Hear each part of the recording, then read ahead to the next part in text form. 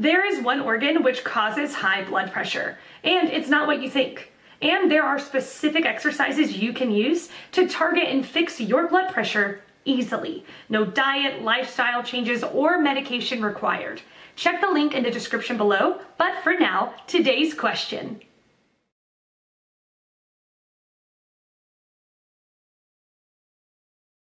I had hypertension for 15 years, and took various meds to control it. I no longer have hypertension. I do moderate exercise every day, 20 to 30 minutes.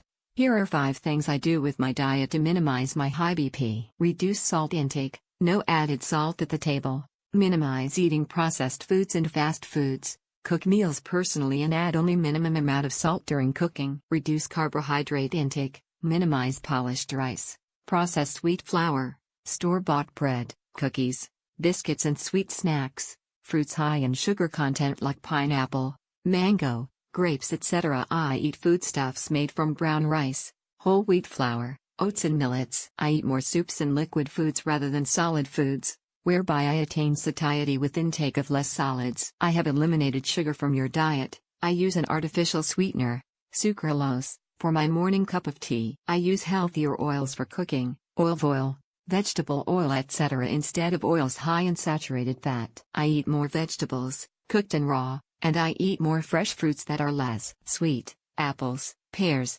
etc. I eat smaller meals. 4 meals a day is typical, 1 meal every 4 hours of my awake time, and I do not skip any meals. I eat my last meal of the day before 8:00 p.m. Proper nutrition is an important factor in the treatment of high blood pressure. Hypertensive foods like tomatoes, spinach, or bananas contain valuable ingredients that contribute to a better heart health. A high blood pressure diet might, thus, significantly lower your blood pressure, especially if you were only recently diagnosed with high blood pressure. There are a lot of foods that have anti-hypertensive effects. In general, if you want to lower your blood pressure, you should eat fresh, self-produced products. Try to refrain from fast food and preserves and reduce the consumption of high-fat meats such as sausages. Above all, various fruits and vegetables as well as some legumes or nuts help you to lower your blood pressure. Source: High Blood Pressure Diet, the 18 Best Foods.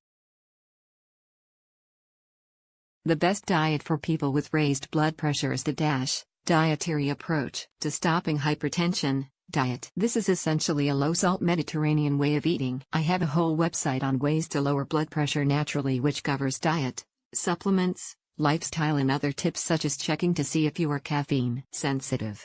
Here is a feature on 25 foods that can lower blood pressure, for example. Hope that helps. Sarah B.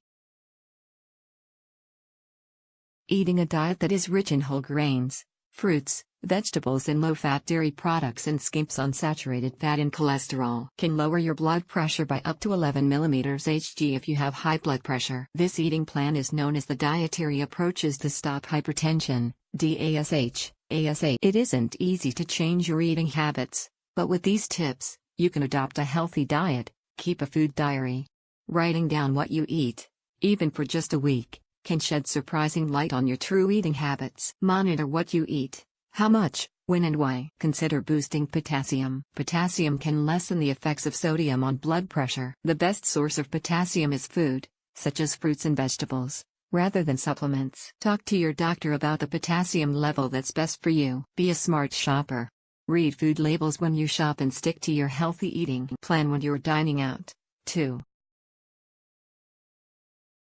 There's a pretty strong relationship between the hormone insulin and hypertension. Diets that tend to reduce insulin levels tend to make the kidneys excrete sodium, which often leads to lower blood pressure. In the so-called A to Z diet study, 4 different diets were studied and the one that had the greatest lowering of blood pressure was the Atkins or ketogenic diet. This is most likely the sodium issue since a well-known issue with people doing the ketogenic diet is not getting enough salt. Personally, I really think insulin is a major problem for a lot of people these days. Hypertension along with being overweight are 2 hallmark traits of metabolic syndrome. There are a lot of different dietary strategies that can help lower insulin levels. The question with any diet is whether you'll remain compliant or not. In that aspect, don't look for the best diet. Look instead for a diet that lowers insulin levels that you can follow long term, like say for the rest of your life.